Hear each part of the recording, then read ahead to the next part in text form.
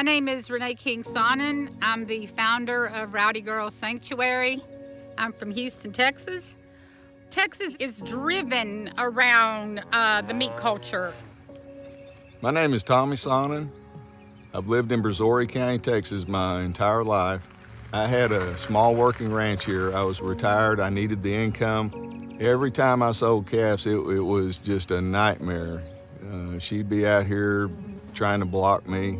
It began to really wear on our relationship, especially as the years went by. We used to load them up in the red trailer every 6 to 7, 8 months. Those babies were going to the sale barn where they were bought and sold.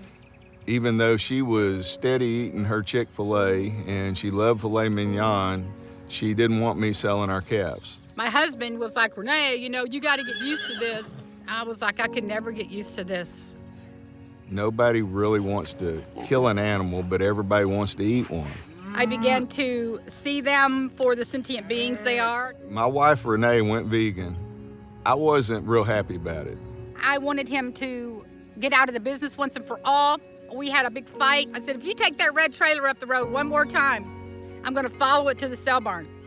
I'm going to buy them all back with your credit card. And he was like, what?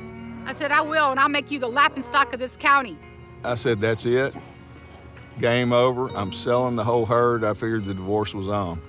And I raised $36,000 in less than 4 months, and I bought my husband's cows. We had about 29 cows at the time, a few chickens and some horses, and now we've got over 100 animals.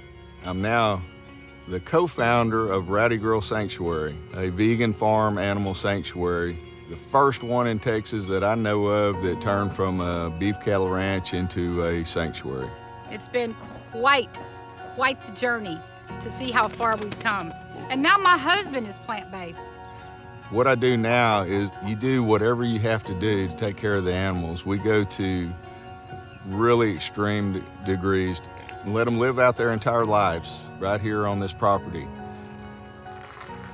By the end of this century, there's going to be an additional 2 billion people on this earth from what I've been told.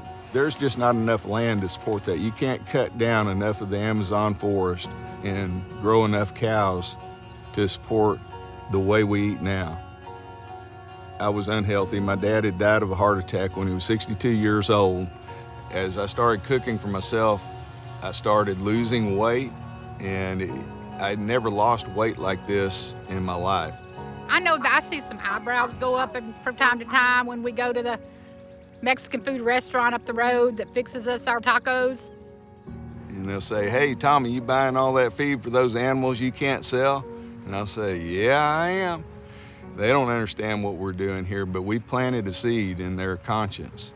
I want to save the earth.